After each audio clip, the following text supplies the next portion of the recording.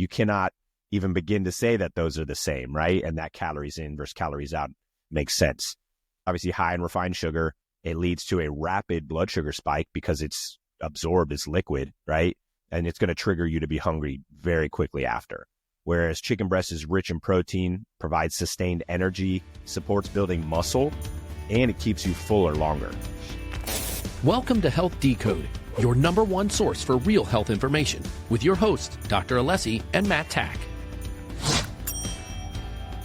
All right, welcome back to Health Decoded, where we unravel the complexities of health and wellness with science-backed insights. Today's episode is all about weight loss myths, the falsehoods that keep people stuck, and the strategies that actually work.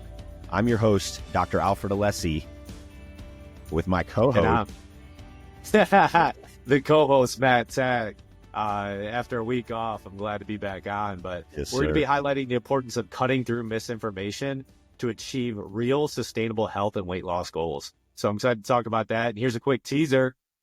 Stay tuned as we address the myths and overcome strategies that you can start implementing today.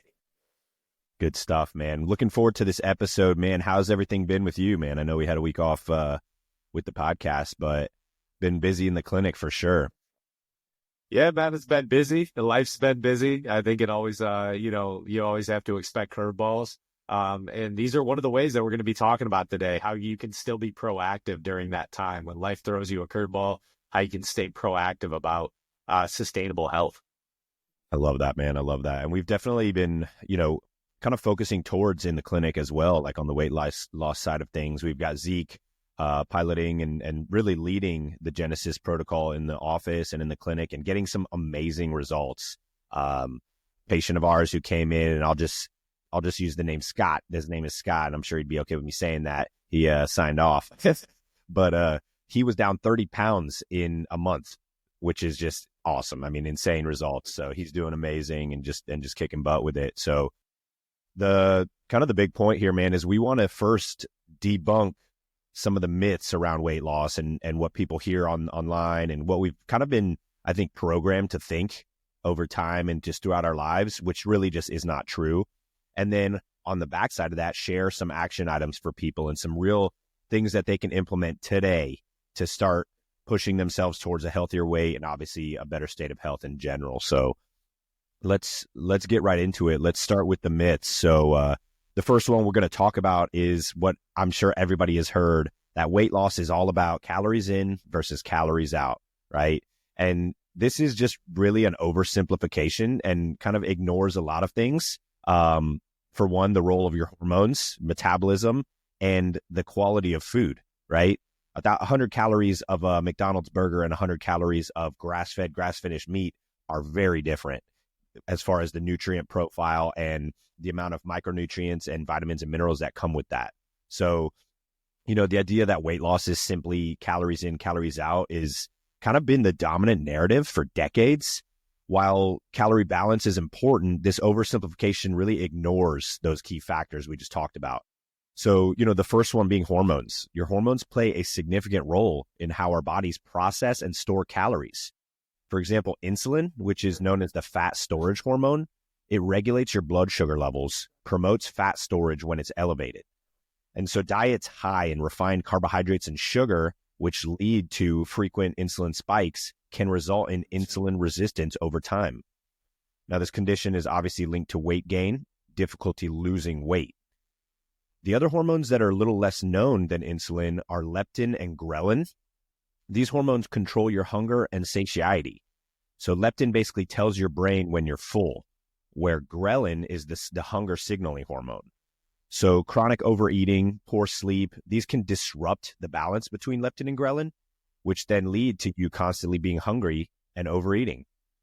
And so it's basically a kind of a dangerous snowball effect with those hormones. And then the last one on this list that we have here is cortisol. So high stress levels elevate cortisol, which has been shown to increase fat accumulation, particularly around the abdomen. So these are all really external factors that have nothing to do with calories in, calories out. These are processes going on within the body that are very important.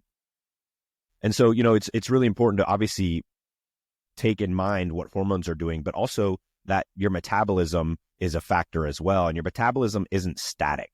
It adjusts based on various factors, including muscle mass on your body, your age, and even the type of food that you eat. So for example, a high protein diet has what we call a thermic effect, meaning it requires more energy to digest compared to fats or carbs, which then can slightly boost your calorie expenditure. And so the food quality over quantity is very important. Not all calories are created equal. Obviously, we know that. So 200 calories of soda versus 200 calories of chicken breast. You cannot even begin to say that those are the same, right? And that calories in versus calories out makes sense. Soda is obviously high in refined sugar. It leads to a rapid blood sugar spike because it's absorbed as liquid, right? And it's going to trigger you to be hungry very quickly after. Whereas chicken breast is rich in protein, provides sustained energy, supports building muscle, and it keeps you fuller longer. So real quick, a study published in the American Journal of Clinical Nutrition found that diets high in processed foods lead to more overeating compared to whole food-based diets, even when the calorie intake was controlled in that study. So this basically proves the fact of what we're talking about right now. This highlights that food quality impacts both metabolism and appetite regulation. Yeah, what's cool about that too, if we think about it in comparison, right? You're looking at things directly correlated to performance, right? And so when you bring all those factors in, right? Even if you were in a controllable scenario where you had two individuals, this is the thing, right? You can eat garbage and produce energy from that, like processed foods. Now, the utilization of that, like let's say I'm a high active driven person and I can burn through calories like crazy just because I run all the time. But then it becomes like how optimally efficient you are while you're burning those calories, right? And so if you're getting quality food, you're probably going to be progressing in maybe if long distance running is your thing or weightlifting, right?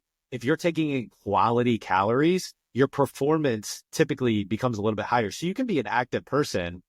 And there's a guy, DJ Metcalf, right? He's been a known guy in the NFL to eat candy and just garbage all the time. Yet you look at him and you're like, wow, man, he's a specimen. But the reality to that is there's going to be a demise to that. It hands down. His career, and I don't want to put this demise on him, but his career is going to be lightly shortened because he's not putting the quality in that creates the longevity component of that career, right? Whereas you look somebody else that has maybe, because I take, for instance, a storyline, and I take the NFL just because you take such a pounding, whereas a guy like Derrick Henry for the Ravens likely has, he's in his 30s now and is pushing towards like way longer than what a normal standard like running back can because he takes hit over hit. But the quality of nutrition and the performance that he gets on the training, it brings directly on the field and gives him longevity, right? So in a time and age like where you're young, yeah, you can battle through some things, but I want to bring it back home just for a second too, and just to like nurture the point of what it looks like, because this is a scenario directly in our family where my mother-in-law has stage 4 cancer, right? And she's never been one to really put like quality ingredients. Like she just loves snacks and various things. And so that habit structure has formed and she's never really created the discipline to put quality stuff in her body. So now at stage 4 cancer, we saw her like she's losing energy at more of a rapid pace than somebody putting quality foods in there with quality movement, right? Where they can really maintain that momentum even through disease, right? And so that's where I go back to what I said in the beginning of, life's going to throw you a curveball. It's not the reality of like, maybe you won't get cancer. It's like, but how efficiently can you battle through it, right? And so these things come in play of the quality that you're putting into your body for the times that like a curveball might hit you. Right. Yeah. And I know we have some really good examples and one that you wanted to share that with the audience, man. Yeah. tracking calories and hitting your like daily targets. One thing that we do is, we're specifically focusing on protein, right? Protein intake. And so that's one of the daily targets that I tend to not focus nearly as much as I am on my carbohydrate intake, even though I do. So I'm pretty regimented about like understanding when I'm going to be utilizing a vast amount of carbohydrates, because you want to be very granular in the approach, right? Because if you're thinking in terms of longevity, you need to get movement and play, right? So resistance training is a big thing, but I need carbs during a resistance type exercise. So that's when you want to track those and you want to load up before you go into a resistance or a long distance endeavor. But protein is that structure that aids in both, right? It aids in resistance training while I'm actually training, and then it's post recovery. And so I would use really any app out there. We use Trainerize for us to actually track our calories, track, hey, where do we want to be? But really it's a threshold of where is your ideal weight target, and can I hit that on a daily basis in protein intake? And that's going to be ideally majority whole foods, and then supplementary with, we're a big believer in just supplementing your protein, because it is a lot of like, if you're going to be eating chicken, which we are definitely carnivores, right? We push that. We think you get a lot of the micronutrients as well as the macronutrients when you do build a meat type, red meat, and blended with with like chicken in there too, in that structure for protein balance. So, but any app that you can physically track is really good for tracking your protein intake, and that's going to be paramount to your day-to-day activities. So you definitely want to get more lean-based meats. So when you're going to the grocery store, these are all things that we always talk about of getting maybe a little bit leaner. Now, there are instances like if you want to get some healthy fats in there, an 80-20 into a red meat, I wouldn't say is the end of the world. If you get an organic grass-fed 80-20, it's still a solid way to get like really good protected fats in your diet. But if you can get a 90-10, like that's just going to be a little bit leaner meat where you're absorbing more of that protein. Yep. That's great. And so just to summarize that myth, calories versus calories out is proven to not be true. And the quality of the food that you put in your body makes a dramatic impact on performance, longevity, and how your body's going to then manage its weight. And that, honestly, good segue right into myth number 2. Carbs are not the enemy, right?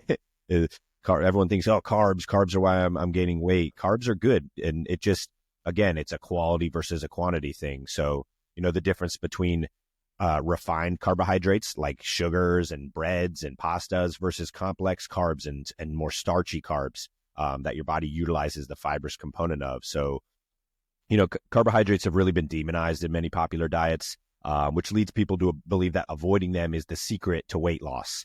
However, not all carbs are created equal, and eliminating them can result in nutrient deficiencies. So this can also lead to things like unsustainable eating habits and even negative health effects down the line. So real quickly, let me explain the difference between refined carbs and complex carbs for people who are unaware or unsure. So refined carbs, what we would consider like the unhealthy kind of carbs, these are highly processed and often stripped of fiber and nutrients. Examples would be like white bread, pastas, pastries, sugary cereals is a big one, sodas. These things are all quickly broken down into glucose, which causes a rapid rise in blood sugar, then followed by a rapid decline and crash. And so this cycle can lead to hunger, cravings, and then obviously overeating. So what we want to focus on is complex carbs.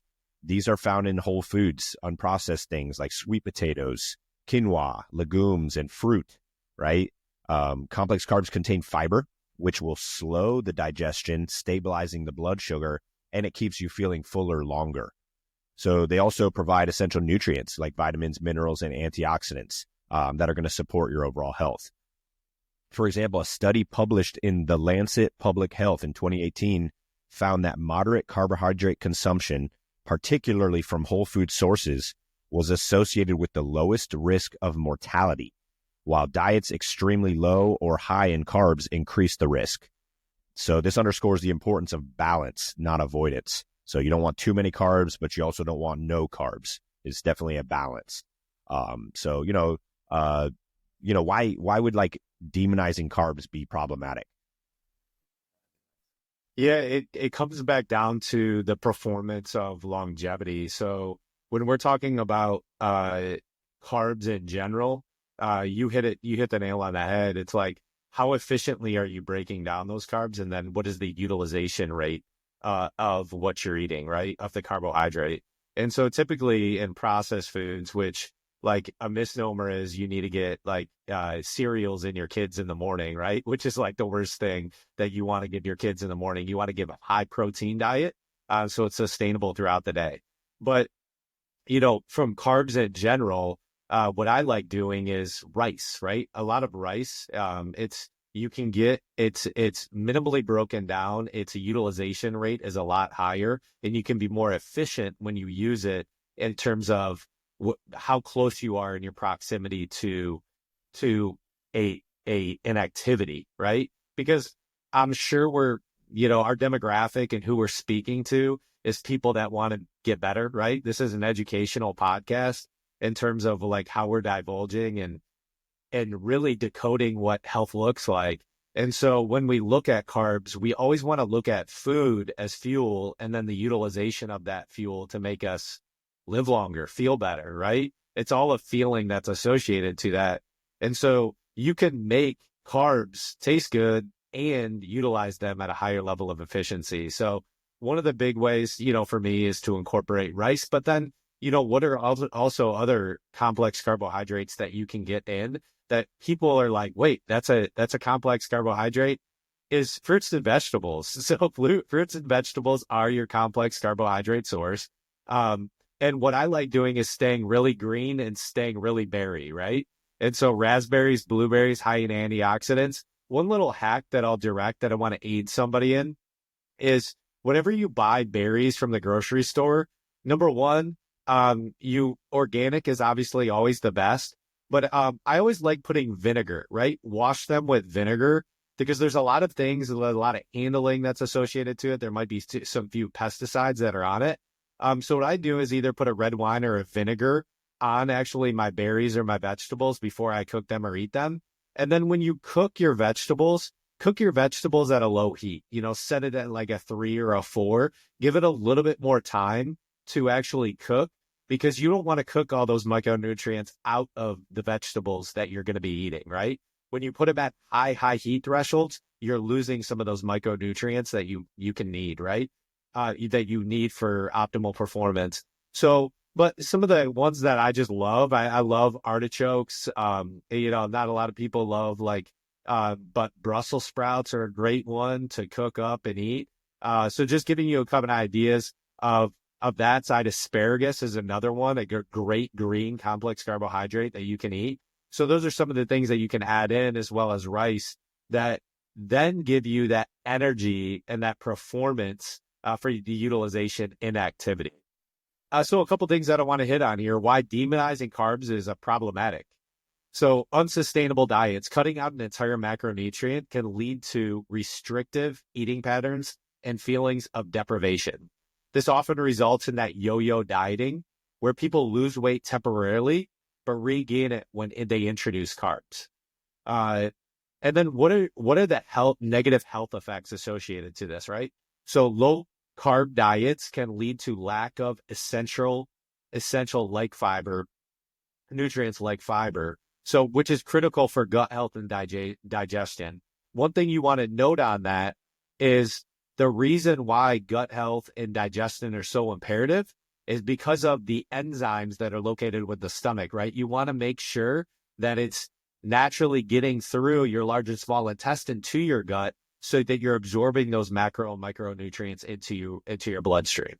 So inadequate fiber intake has been linked to constipation. A lot of people have constipation, poor gut microbiome and diversity, which is I just aforementioned, right? And increased chronic diseases like heart disease and type 2 diabetes. Now we get to energy and performance, which is something I spoke of, right? And how the utilization of carbs. So carbs are the body's preferred source of energy.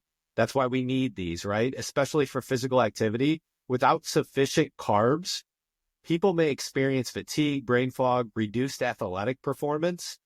And that's what we're about, right? Maintaining that forever athlete.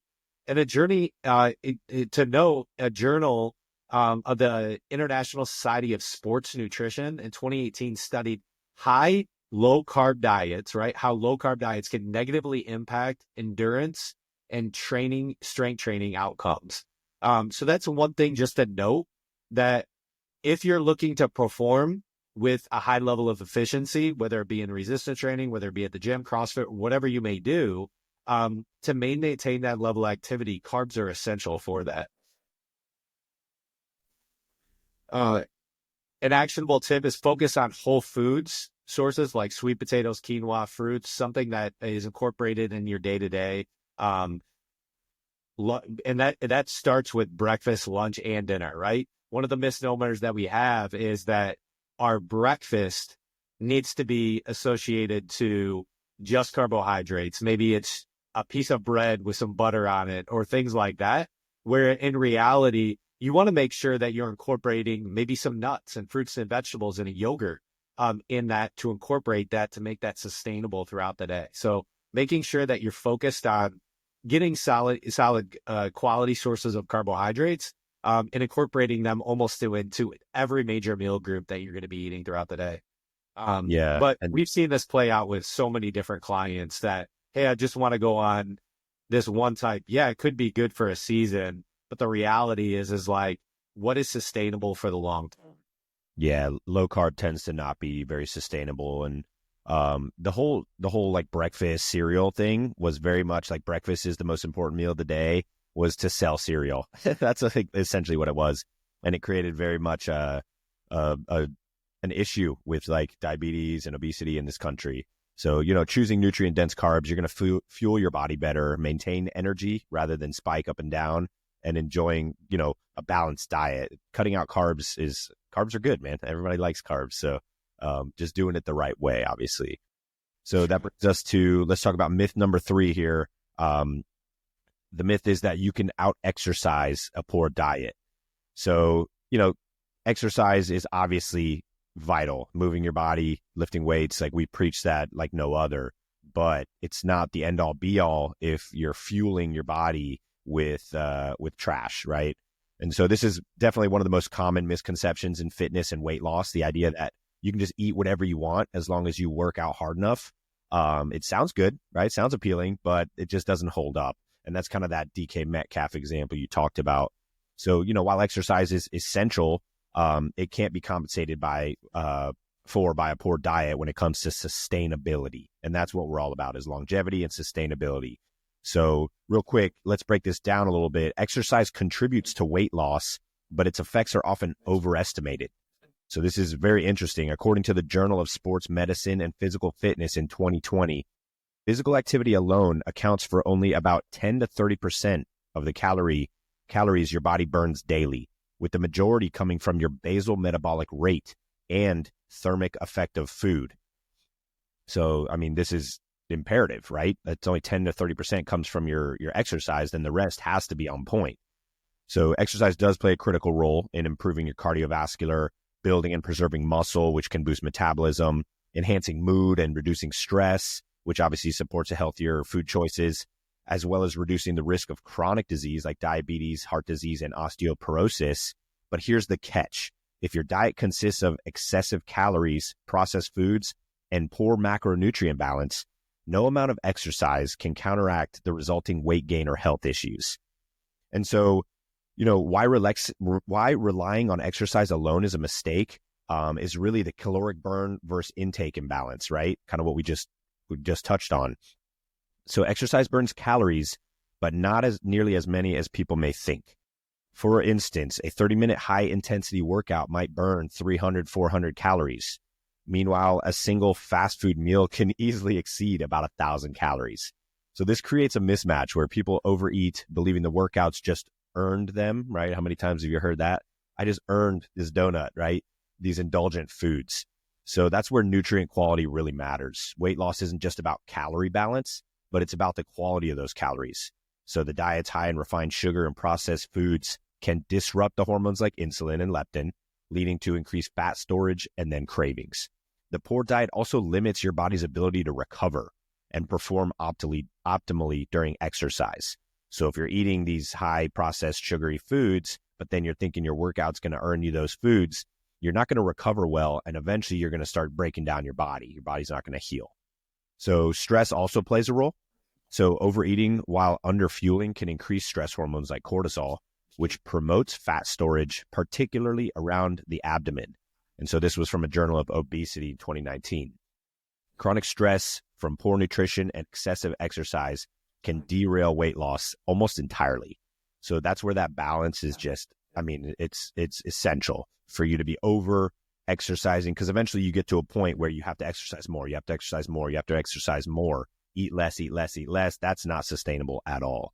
So balance is important, and quality does matter. Yeah, there was just to give an example of a client that we worked with, which I won't say any names, but one of the things as far as dialing in, he thought he could outwork his nutrition. And the reality is it was holding on, right? He just wasn't able to burn. And there's a number of different things that go into that. But the main thing was that he wasn't putting quality nutrition in his body to get optimal performance at the gym. So we go back to that analogy that I aforementioned, was just getting the quality ingredients so you can have optimal performance, so that you can reduce the amount of, really, we go back to the BMR, which is your basal metabolic rate. So breaking that down just in a very easy way to understand, your basal metabolic rate is just like your caloric peak, right? That you need to understand that I can't overeat this on a given day, because the reality of where I'm at in my activity levels will then increase, that weight gain will go up, right? Anytime I hit my ceiling and I eat above that, right? That's when you're inflaming yourself and you're packing on that additional weight. So when you're incorporating these energy drinks, which a lot of people drink their calories and they don't even realize it, right? They drink majority of their calories throughout the day because they're like, I don't like water, I want a soda, I want an energy drink, or I want these other things. Well, those things add up, right? And there's plenty of things in there that are going to be a constraint against your performance. And so we just have had a client that was like, hey, I just want to eat the way I want to eat. And then, hopefully, you guys can guide me to outworking it, when in reality, you need both. So you need to be making those decisions on a daily basis that, hey, I am going to eat optimally so that I can get that performance in the gym or in my workouts or whatever, however you choose to work out. That's how that needs to really play out. But when you're constantly bringing in sugary drinks, you might add in a fast food, where you don't even know how many calories it is, but it's likely between 2,000 to 3,000 calories in one sitting, right? Because this is also just a side note that I want people to understand, is that there's a 30% threshold in actually all of food criteria. So even when you go to McDonald's, when you go to the stores, they have a delta that is a 30% over under on all of their claimed calories, right? And so when you choose to go to a McDonald's or a Burger King, it might say it's 1,200 calories, but in reality, especially later in the day when maybe some more fats have soaked up on that burger because it's on that grill, right? You're adding in 400 to 500 to 600 more calories because there's so much fat that was involved in that piece of meat. Then that puts you way over that target. So setting your BMR, which is a simple calculator, you can actually go to Google and you can look, hey, what's my daily activity levels? How tall am I? How much do I currently weigh? And it'll actually set your BMR for you, where you can kind of have an understanding, okay, well, if I increase my activity levels, and I know this is my BMR, that then I'll be at a caloric deficit. And if I'm putting healthier ingredients into my body, leveling out my pH levels with maybe a little bit more better water throughout the day, well, then I will see that reduction in weight. So those are just some helpful tips that you can look at things with more of a myopic viewpoint of how it can, number one, help me, but how those things really do hurt me a lot of times when I make those decisions. Nice. Yeah. And so, by pairing the nutritious diet with regular intentional exercise, you're going to create this synergy that not only supports weight loss, but is going to improve your overall health and well-being long term. Now, real quick, we want to pause and take a word from one of our sponsors. This episode of Health Decoded is brought to you by Authentic Nutrition, the brand redefining what it means to fuel your body the right way. At Authentic Nutrition, they believe that what you put into your body matters. That's why every single product is crafted with clean, premium ingredients and dosed with maximum efficacy to ensure you're not just meeting your health goals, you're exceeding them. No fillers, no shortcuts, no gimmicks. Whether it's their advanced supplements for energy, recovery, or gut health, you can trust that what's on the label is exactly what's in the bottle.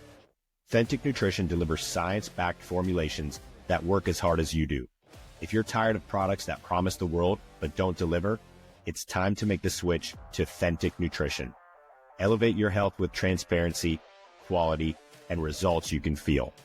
Check them out today at authenticnutrition.com and use promo code Alessi15 to get 15% off. That's THENTIC nutrition.com, promo code ALESSI15 to save 15% and take the first step toward real, lasting health. Authentic Nutrition. Fuel your best self. Now back to the episode. All right. Welcome back to the show. So now that we've discussed these myths and we've really kind of got these out there for people to kind of understand and have a little bit more of an idea of the truth around, how weight loss works in the body, let's get into some nuts and bolts, right? Let's get some action items and some strategies. So these strategies we're going to share with you, they're based on science. These are real and this is effective. And this is how we operate and how we've gotten a lot of people to get amazing results, not only to lose weight, but to maintain that for long term and for life. So, number one, focusing on nutrient density. I know we've already talked about this multiple times, but let's get a little bit more detail. So when it comes to weight loss and overall health, calories are not created equal, as we've discussed. The foods with the high nutrient density provide essential vitamins, minerals, and other beneficial compounds per calorie, right? So fueling your body while keeping you satisfied. Some examples are leafy greens, lean proteins, as we discussed, and then healthy fats like avocado and olive oil. Nutrient density and satiety is important. So according to research published in Nutrients 2019, this is a journal, Nutrients, nutrient-dense foods help to regulate hunger hormones like ghrelin and leptin, reducing the likelihood of overeating. For example, a salad packed with spinach, chicken, and avocado is far more satiating than a slice of pizza, even if they contain the similar amount of calories. And so that's that quality over quantity. So how do we balance, right? Balancing your macronutrients. So a diet that balances proteins, fats, and complex carbs, as opposed to those highly refined sugars, is going to prevent those high spikes and crashes in blood sugar, which lead to you feeling hungry and craving and overeating. Studies in the American Journal of Clinical Nutrition show that diets rich in protein, which is what we preach, can enhance satiety and boost your BMR, or basal metabolic rate, while complex carbs like quinoa and sweet potatoes provide steady energy to support that. So here's an actionable tip. Build your meals with a balance of macronutrients. For the average person who's relatively active and wants to support weight loss, going at about a 40% carb, obviously preferably those complex carbohydrates, 30% or more protein, and then 30% of healthy fats. So this approach is going to stabilize your blood sugar and keep your energy levels consistent over time. Yeah, and then one of the big key factors beyond that, right, is managing hormonal health. That's one of the big things that we'll talk about, and we'll direct you in ways from whether you're a man or a woman, how important really understanding your hormonal health is as you age. It's one of the most primary things that you can understand because they definitely have a lot of precursors to how you're going to evolve in your 40s, 50s, and even 60s, right? So weight loss isn't about just eating less. It's really not, right? So it's about how foods impact your hormones. Insulin, cortisol, and leptin are three key hormones that play significant roles. Insulin, as I'm going to explain it to you here, is this hormone regulates blood sugar levels and fat storage. So diets high in refined carbs and sugar can lead to insulin resistance, a condition where cells don't respond effectively to insulin, causing weight gain. The Journal of Endocrinology highlights how low glycemic diets reduce insulin spikes and fat metabolism. Now, as we go on to cortisol, to give you a little bit more information on how cortisol works, and this is our body's stress hormone. So cortisol promotes fat storage, especially in the abdomen area. That's where a lot of we focus on this specifically, as far as it's not all, it is cool to have a six pack, but there's a reason for a six pack. There's a reason why you build those core muscle groups, from your back to your front. So when levels are chronically elevated, stress from poor diet, lack of sleep, or overtraining exacerbates this. So just think of that and how important core health is. This is something I just actually talked about in a prior podcast that I was on. Leptin, this hormone signals satiety to the brain. So overeating or consuming a high-fat, high-sugar diet can lead to leptin resistance, making it harder to recognize when you're full. I see this in kids all the time, is that, Daddy, I'm not hungry yet. Well, have you allowed yourself to get hungry, right? And so there's this cognitive association that we need to bring back home as far as allowing our body's leptin response to, hey, am I truly satiated? And here's an actionable tip, right? Avoid spikes in sugar by pairing protein. We focus on protein a lot. And one of the big ways that you can do this, there's really cool additives where you can put protein in your water, right? There's actually Protein 2.0 water out now that is really good and it has quality ingredients into it. It's something that you can pick up at Aldi or online. There's also another way where you can put protein powders in. You know, I use a hydrolyzed type protein. It's better for the gut, that can break down. We talked about this quite a bit in prior podcasts, but by pairing protein, fat, and fiber with every meal, for example, combining avocado, eggs, and sauteed greens for breakfast, right? Right. So that's something that we said as far as tips on how you can incorporate more satiating type meals even earlier in the day. We don't have to think breakfast as like a piece of bread or some sugary drink or sugary coffee is what a lot of people go to, but really getting something satiating that provides different elements of that protein, that fiber, and those healthy fats that can be sustainable throughout the rest of the day. Yeah, and real quick before you get into the next one, that's what I was drinking here. Was my coffee had a collagen bone broth protein powder in it. So it was about 20 grams of protein in my coffee, but it dissolved in there and it was like a vanilla creamer, essentially. Coffee tasted delicious, but I just got 20 grams of protein. So simple things like that, man. Simple hacks that you can incorporate in. That's a great way. So what's the company that actually makes that? That one's Paleo Valley. They have a pretty good product. I like Paleo Valley. Yeah.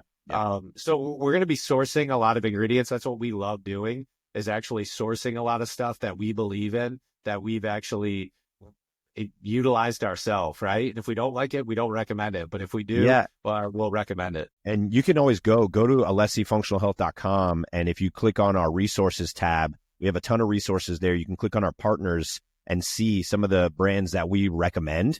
Another one that's really cool is called Meal Boosters.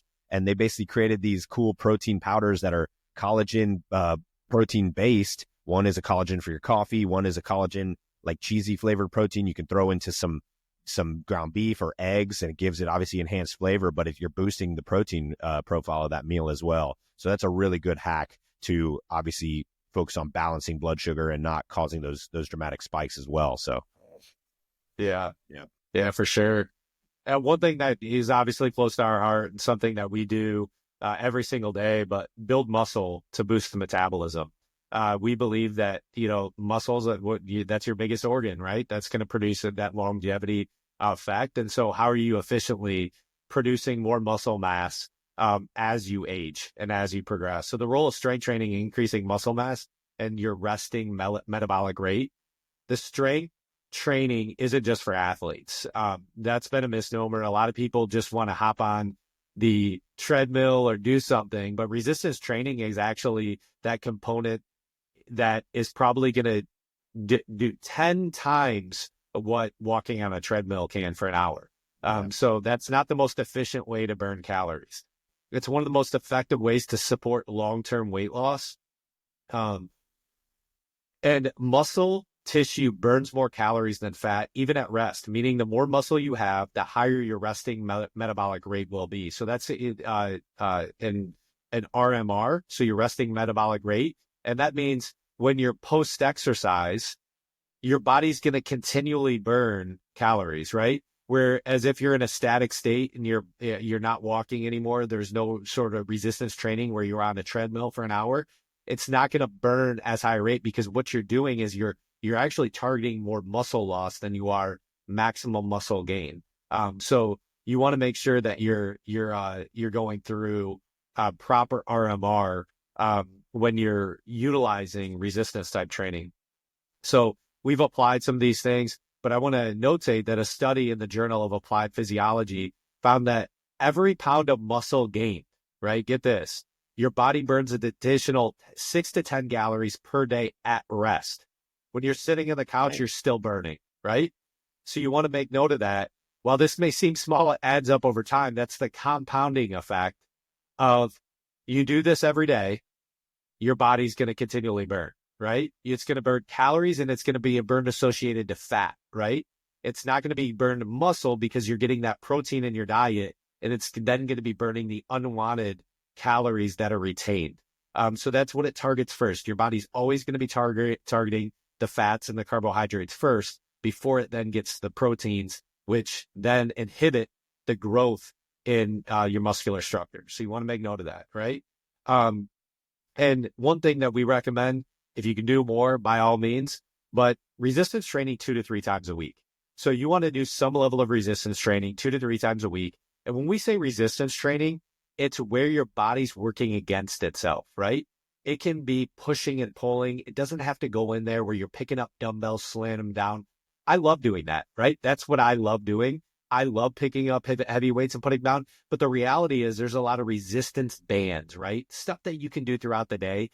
Functional kettlebell workouts that you can incorporate in from a resistance component that has the exact same effects. So you just want to make sure it's a heavier weight working against you when you're pushing and pulling. That's the resistance training that's incorporated in. So focusing on that 2 to 3 times a week, compounding over time, over a complete year, you will see rapid results. Yeah, that's right. And stuff you can do at home. Get some bands and kettlebells. You did that for a long time when your kids were young. You know, the kids can't be an excuse, right? So you basically incorporated the kettlebells and the bands at home, and you still got amazing results and maintained muscle. So the next big thing we got to talk about is sleep and stress, man. This can wreak havoc on somebody's metabolism. So, sleep and stress are often overlooked in weight management, but they're critical for regulating your hormones and your metabolism. According to the Journal of Clinical Endocrinology and Metabolism, sleep deprivation disrupts your hormones like ghrelin, which then increases hunger, and leptin, which obviously is supposed to signal fullness. So chronic sleep loss can lead to increased appetite and a preference for calorie-dense, high-sugar foods. So you ever wonder why you're burning it at both ends and all you want is donuts and, junk food? Is that study proved it. And along with stress and cortisol, prolonged stress elevates cortisol. So that high cortisol all the time is going to promote your body to store fat, because your body's very smart and it thinks I need energy when I'm stressed. So it's going to store fat, especially around the abdominal area. And this is because cortisol increases your cravings for those energy dense foods as a part of the fight or flight response, right? So really important for focusing on the brain health as well. Chronic stress and poor sleep will impair the brain's prefrontal cortex, making it harder to make those disciplined food choices and stick to healthy habits. So again, it's all related to how these things can then snowball effect over time. Next thing you know, you're 40 pounds overweight and you're miserable and tired. And it's because your body was just doing what it's supposed to do, but it got led down this path, right? So easy, actionable tip is aiming for 7 to 9 hours of quality sleep per night. And, quality is again, more important than quantity. If you're more on that 7-hour range, but you're getting a lot of deep sleep and restorative sleep, your body's going to repair and your body's going to be better set up for the next day. So establishing a bedtime routine that includes shutting off the screens an hour before bed.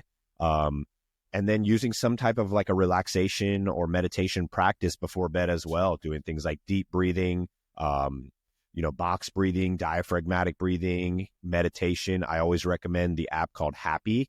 It's Happier, I believe. It's a guided meditation app that they have specific bedtime meditations for you to help you get into that sleepy state. So huge. Stress and sleep are huge, man.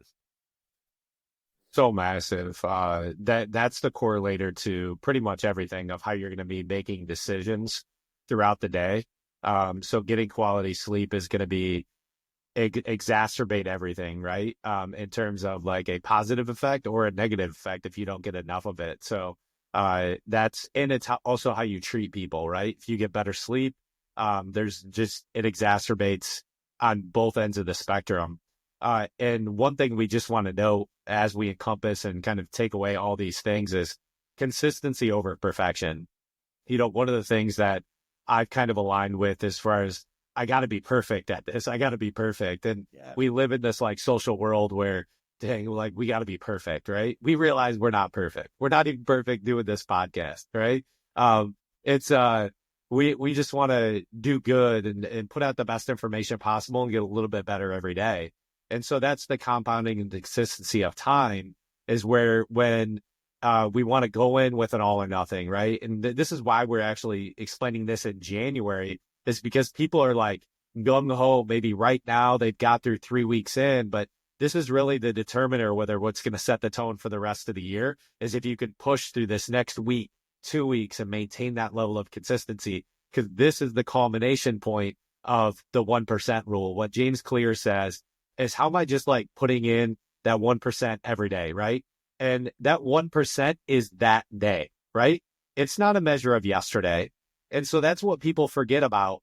It's like, did I put that 1% in today? And so, cause like yesterday's the past, tomorrow's the future. What's right now? And so when he applies this, and it's something that I even missed in his book, is like, did I put in that 1% effort today? And that's that level of consistency, because consistency is what compounds over time. It's just like the stock market, putting your money in the stock market.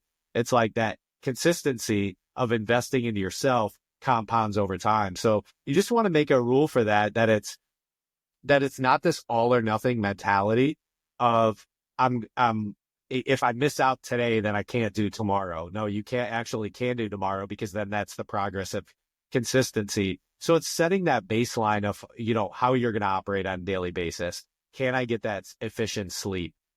Can I make more quality decisions when I'm at the grocery store and getting more whole foods into the shopping cart so that I can bring home and cook them a little bit better, right? Can I dedicate 20 minutes a day, maybe even an hour a day? Like, if you can get a community of people that come along with you, I think that's another big component is getting community. Dr. Alessi and myself, we always are exchanging ideas to improve the quality of our health. Like, do you have that comrade that can boost you up, that can be like, hey, let's keep going. Let's get a little bit better every day. And then measuring it on that day, right? And we have that scorecard built out, which I love, and really just evaluating our pillars in our life. So we set our pillars in our life, and it's mind, spirit, work, fuel, movement, sleep.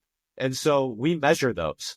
And so, hey, where are we at? And so I'll come to him. Hey, where you at in this area? Or where? And it's constantly an open dialogue of, are we improving within our pillars that allow us to grow every day with an act of consistency?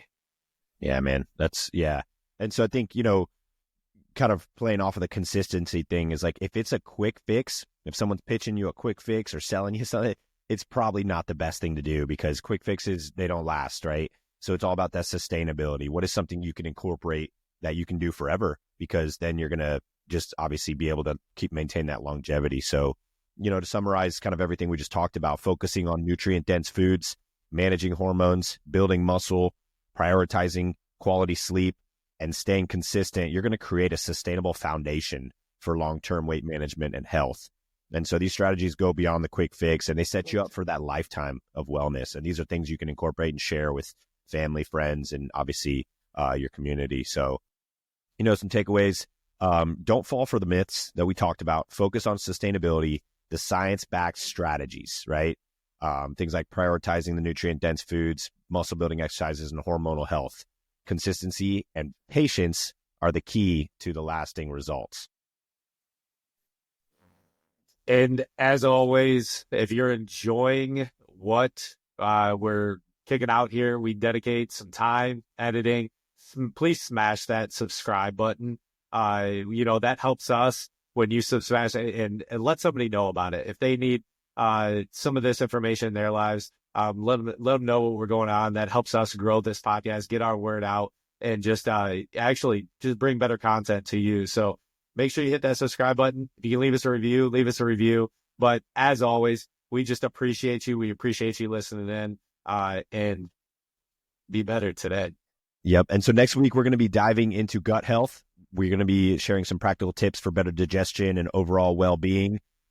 We want you to check us out. Go to alessifunctionalhealth.com, head over to the resources tab, sign up for the newsletter. That way you can stay in the know of what episodes are coming and what kind of content we're going to be pushing out, and then stay involved with our community as well. We do all kinds of events and specials and really cool things with the clinic. And so thank you again for tuning into Health Decoded, Dr. Alessi and Matt. As always, stay curious, stay empowered, and remember, your health is in your hands.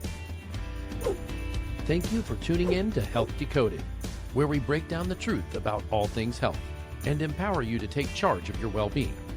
If you found value in today's episode, please subscribe, leave a review, and share it with someone who needs to hear this. For more resources and personalized support, visit us at alessifunctionalhealth.com and sign up for our newsletter. To hear your questions answered live on the show, send them to ask@alessifxhealth.com. That's ask@alessifxhealth.com. Until next time, stay curious, stay empowered, and remember, your health is in your hands.